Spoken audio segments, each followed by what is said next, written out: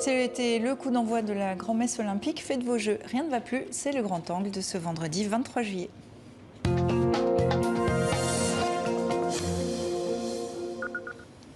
Les Jeux Olympiques de Tokyo ont démarré avec un an de décalage en raison de la pandémie. Les JO, un événement sportif, médiatique, mais aussi très politique, ce qui, dit comme ça, est contraire à la charte olympique. Et c'est enfin aussi un événement sous état d'urgence sanitaire au Japon, à Tokyo. Jean-Baptiste Guégan, merci d'être avec nous. Vous êtes enseignant en histoire-géographie et géopolitique du sport. Et Guillaume Evin, bonsoir à vous aussi. Vous êtes journaliste sportif et vous sortez Petite histoire de domination sportive aux éditions du Rocher. Merci à vous deux d'être avec nous. Des Jeux Olympiques donc sans public, on l'a vu à la cérémonie tout à l'heure, et pourtant la crainte d'un événement super propagateur de la Covid-19, un sponsor principal qui se retire en raison de la mauvaise presse de l'événement en période de pandémie. Est-ce qu'il fallait maintenir ces JO, Jean-Baptiste Guégan ? La vraie question, c'est est-ce qu'on peut se permettre justement de ne pas permettre à Tokyo d'accueillir ces Jeux. Dans les faits, les investissements japonais étaient trop importants. Il y avait un véritable enjeu géopolitique aussi pour le Japon. On ne pouvait pas faire autrement. Et donc, ces Jeux ont lieu. Et on est finalement content qu'ils aient lieu, même en pleine pandémie. Vous êtes content qu'ils aient lieu ? Pour les athlètes, oui. Je pense que pour eux, c'est vital. Après, pour des raisons économiques également. Nous verrons, mais de toute façon, lorsque la fête va être lancée, après, je pense que les Japonais vont s'y mettre. Alors, la population, pour l'instant, est hostile à la tenue de l'événement, maintenue en dépit de la dégradation sanitaire. Dans un récent sondage du journal Asahi, 68% des personnes interrogées ont exprimé des doutes sur la capacité des organisateurs à tenir des jeux sûrs. Jean-Baptiste Guégan, les JO ne sont pas faits pour les habitants des pays hôtes ? Alors c'est vrai que là, dans le cas du Japon, c'est compliqué par l'épidémie de Covid. Généralement, c'est plutôt un événement premium qui est réservé aux étrangers, aux touristes, aux partenaires, aux médias. Là, la population japonaise est carrément à l'écart et ça fait un bout de temps qu'il y a une sorte de désaffection japonaise pour ces Jeux. Ça a commencé avec le stade olympique et son surcoût. Ça a ensuite été accentué par toutes les polémiques qui ont eu lieu ces derniers mois. Et aujourd'hui, on arrive au pic avec la crainte d'une recrudescence du Covid. Donc forcément, ça n'incite pas à l'enthousiasme. Quelle retombée espère le Japon, Jean-Baptiste Guégan ? La première retombée, c'est d'abord une retombée d'image. L'objectif, c'était de se positionner dans un cadre régional compliqué avec une Chine aujourd'hui omniprésente. Ensuite, il y avait un objectif économique qui était lié, c'était de doubler le nombre de touristes. Et puis derrière, l'idée, c'était de renouveler aussi l'image du Japon à l'étranger. Le fait que ce soit Naomi Osaka qui finalement ouvre ces Jeux et allume la flamme, ça dit beaucoup aussi de ce qu'est ce Japon du XXIe siècle. Alors, eux sont heureux, vous l'évoquiez à l'instant, ce sont les athlètes. La préparation a été perturbée par la pandémie, le confinement, le décalage des Jeux sur le plan sportif. Oui, mais ils sont tous logés à la même enseigne. Donc finalement, ça nivelle aussi les contraintes. Mais est-ce qu'on peut se dire que c'est peut-être des Jeux où il n'y aura pas particulièrement de records, peut-être sur le plan sportif ? Ce seront des Jeux décevants ? Alors non, je pense que l'expérience va être dégradée sur le plan de l'ambiance, puisqu'il n'y aura forcément pas du tout la même ferveur dans les salles, dans les stades. En revanche, sportivement, rien n'empêche finalement les sportifs, les athlètes de se surpasser. Et on peut très bien avoir des records. Qui dit résultat dit fierté, dit nation. L'intérêt fort pour le sport de la Chine, par exemple, des États-Unis, de la Russie ou de la France, doit se lire à travers le prisme géopolitique. Jean-Baptiste Guégan, le baron Pierre de Coubertin, qui a fondé ces Jeux modernes, prônait l'apolitisme. C'était hypocrite de sa part ou un vœu pieux ? Disons qu'on a toujours tendance à retenir de Coubertin une chose, c'est la paix par le sport, c'est la neutralité. Dans les faits, c'était un homme de 1870 qui avait en tête la bataille de Sedan et donc finalement l'effondrement du Second Empire. L'idée aussi, c'était de former des soldats. Quand il relance les Jeux, il fait partie de cette élite française et même européenne qui se demande comment la France a pu perdre. Et donc les Jeux, c'est aussi ça, c'est préparer la jeunesse française à la revanche. Donc il y a toujours eu cette dimension politique et dès les premiers Jeux. Et on a vu sur les 30 dernières années que cette dimension politique s'est accrue, a fortiori là avec les Jeux de Tokyo et puis les Jeux de Pékin qui arrivent en 2022, on a une sorte de summum qui est atteint. Alors Guillaume Evin, vous écrivez que le sport est une terre d'affrontement. Comme l'économie, il s'est mondialisé, voire même balkanisé. Qu'est-ce que vous voulez dire par là ? C'est-à-dire que effectivement, le sport s'est mondialisé au sens où maintenant tout le monde peut jouer, tout le monde veut gagner. Mais ce qui est intéressant, c'est de voir que cette mondialisation qui frappe tous les segments de la société, a fortiori donc l'économie, on voit qu'en parallèle, eh bien, se sont constitués des bastions sportifs âprement défendus par les nations.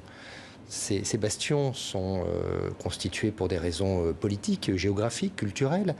Et ce qui est intéressant, c'est que les pays, en fait, cherchent finalement à se positionner dans le concert international via leur suprématie dans telle ou telle discipline. Donc c'est une manière pacifiquement de s'illustrer, et on voit que pendant la quinzaine des JO, le tableau des médailles est scruté comme un oracle. Ça devient c'est le CAC 40 du moment, le Dow Jones. Donc gagner une place, en perdre deux, c'est crucial. Et puis après, il y a des enjeux géostratégiques locaux, c'est-à-dire que la Chine, évidemment, va vouloir rester la première nation en Asie, donc devant le Japon, pays hôte.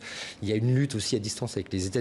Que va faire la Russie, qui vient là en fait un peu masquée, puisqu'elle a été frappée, reconnue de dopage d'État. Donc les athlètes concourent sous leur couleur. Et puis pareil, en Europe, la suprématie européenne, comment ça se passe? L'Angleterre, l'Allemagne, la France. Bon. Si on prend un exemple concret, comment un pays comme le Japon, on va prendre le pays hôte, quand même, honneur au pays hôte, comment on implante un sport star comme le judo? En fait, alors le judo, c'est un sport qui se confond avec l'imaginaire japonais. En fait, il a été implanté au début du XXe, et ce sport en fait a été interdit après-guerre, puisqu'il était jugé néfaste par l'occupant américain. Et puis, petit à petit, le Japon est sorti de son isolement et, au contraire, a essaimé. Et finalement a répandu la bonne parole et a envoyé des ambassadeurs de par le monde pour enseigner le judo. Et ce que l'on a vu, c'est que, un peu comme les Américains et le basket, c'est qu'ils ont fini par enfanter leur propre monstre. C'est-à-dire qu'en popularisant le judo dans d'autres pays, ces mêmes pays l'ont adopté et ont voulu rivaliser avec le pays fondateur, à tel point qu'en 2012, ça a été un traumatisme, puisque le Japon n'était plus la nation dominante dans son sport. Ils ont tout remis à plat et ils ont gagné. Alors, lors de la précédente édition des JO, c'est en 2016 au Brésil, près d'un demi-milliard de cyberattaques ont eu lieu. Tokyo dit s'être organisé. Qui aurait intérêt, Jean-Baptiste Guégan, à perturber les Jeux ou à créer un écran noir? Alors l'écran noir, il peut toujours arriver pour des raisons liées au Covid ou à des tensions internationales. Là, ça n'a pas l'air d'être le cas. On a eu des manifestations. Là, on a vu aujourd'hui qu'autour du parc olympique et donc du stade, les pouvoirs publics avaient repoussé les dizaines de manifestants qui s'étaient rassemblés. Après, on n'a pas ici tradition d'affrontement au Japon. Les années 70 sont loin et on est plutôt sur quelque chose qui va être une sorte de refus passif. On n'aura pas de risque a priori. La dimension terroriste, elle existe de manière très très limitée au Japon. En tout cas, on n'a pas les mêmes problèmes que sur le continent européen ou aux États-Unis. Donc on est vraiment sur quelque chose qui est finalement plus sûr aujourd'hui. Sur les 15 dernières Olympiades, 13 ont dépassé le budget. Jean-Baptiste Guégan, est-ce qu'on peut parler de dérive? Est-ce que c'est une bonne affaire d'organiser les JO? Alors fondamentalement non, on est sur des dépassements qui dépassent les 170% à chaque fois. À part Los Angeles en 84 qui étaient des jeux privés, on est toujours dans une logique de dépassement. Par contre, ce qu'on va chercher avec les jeux, c'est pas du tout de la rentabilité économique à court terme. C'est d'abord des retombées en termes d'image et en termes de soft power. L'idée, c'est de finalement valoriser votre marque pays. En gros, montrer que le Japon, c'est pas simplement que du Cool Japan, c'est aussi la capacité à accueillir le monde. C'est donc attractif pour les entreprises, c'est attractif pour les touristes, ça dynamise une économie et on sait que l'économie japonaise est à tonne depuis 20 ans. Donc il y a vraiment cette dimension-là. Et puis vous vous positionnez aussi par rapport aux autres. C'est-à-dire qu'aujourd'hui, on est dans des relations internationales où l'image compte énormément et c'est l'occasion de montrer ses forces et de se placer au premier plan tout en dictant l'actualité internationale. Ça, c'est aussi ce qui est recherché. Mais est-ce que ça marche vraiment? Parce qu'on voit que les candidatures pour accueillir les grands événements sportifs se font de plus en plus rares, Jean-Baptiste Guégan. Quand vous voyez qu'aujourd'hui, il n'y a aucune Olympiade à moins de 10 milliards d'euros, vous voyez clairement que ça écarte énormément de candidatures. Maintenant, le CIO a décidé de pallier à ça en attribuant de manière unilatérale et sans aucune procédure claire les Jeux à Brisbane, par exemple. On peut se demander par exemple quel est le rôle de John Coates, qui est le bras droit de Thomas Bach, dans cette attribution. Donc aujourd'hui, le CIO a pris conscience de ces coûts-là, travaille finalement de manière beaucoup plus étroite avec les villes pour diminuer les coûts. Mais c'est vrai qu'aujourd'hui, ces jeux, ils attirent qui? Ils attirent les grandes puissances économiques lorsqu'elles sont des puissances démocratiques, mais surtout les régimes autoritaires. Et on l'a vu avec la Russie, on va le voir avec la Chine. Et puis il y a d'autres candidats, hein. Je pense à l'Arabie Saoudite, je pense au Qatar, que des pays qui mettent en avant les droits de l'homme et les libertés des minorités. Les JO, c'est pour les pays riches, si on veut les organiser, Guillaume Evin? Oui. Vous voyez ça? Disons que... Ce qui n'est pas nouveau, peut-être? Non, alors voilà, ce n'est pas nouveau, il ne faut pas se leurrer, il ne faut pas faire preuve d'angélisme, mais c'est vrai que le gigantisme des infrastructures, ça représente une facture que peu de pays peuvent s'offrir. On va voir aussi maintenant dans le monde post-pandémie, justement, ça va revenir il reviendra à Paris à montrer peut-être la voie avec des jeux plus raisonnables. Bon, malgré tout, nous avons la chance d'avoir déjà pas mal d'infrastructures, ce qui n'est pas le cas peut-être de certaines villes potentiellement candidates. Mais quand même, il y a un modèle qu'il faut peut-être repenser. Est-ce que la pandémie n'est pas la bonne occasion? Alors, les Jeux de Tokyo ont été un peu pris dans l'élan de cette pandémie, mais vous évoquiez Paris. Est-ce qu'il faut peut-être réduire un peu la voilure? Oui, alors peut-être, mais ce qui est compliqué, c'est que quand vous dites réduire la voilure, ça veut dire sacrifier des épreuves. Donc, ça veut dire finalement, c'est compliqué. Vous torpillez un pan de l'économie du sport. Si vous faites venir moins d'athlètes, ça grogne également. Donc, bon, c'est un équilibre difficile à trouver pour finalement rendre des jeux pérennes, ne pas trop peser sur l'environnement, avoir des jeux économiquement viables, et puis tout en assurant une certaine viabilité économique aux fédérations sportives. Et c'est ce que tente de faire le CIO qui a lancé en 2014, je crois, l'agenda 2020 qui place désormais la question de l'héritage au cœur de la réflexion. Et puis ça va concerner les JO 2024, ce sera à Paris. C'est la France qui les organise.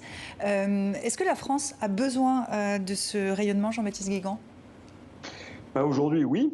Quand vous regardez, on est la deuxième puissance européenne. Si on accepte finalement le Royaume-Uni depuis le Brexit, qui a donc quitté la grande aventure européenne, on a besoin de se positionner. Aujourd'hui, on a l'Inde qui nous taille des croupières du point de vue économique. Aujourd'hui, on n'est que 69 millions.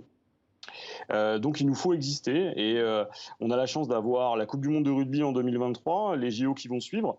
On a une stratégie finalement de puissance moyenne, mais qui s'en sort finalement pas trop mal. C'est un vrai atout pour nos entreprises, la filière sport et nos sportifs. Et c'est dans 3 ans, les JO à Paris, mais pour l'instant, c'est déjà cet été au Japon. Je rappelle le titre de votre livre, Petite histoire de domination sportive. Guillaume Evin, merci beaucoup. Merci. Et merci à vous également, Jean-Baptiste Guégan, d'avoir été avec nous dans 64 minutes. Merci.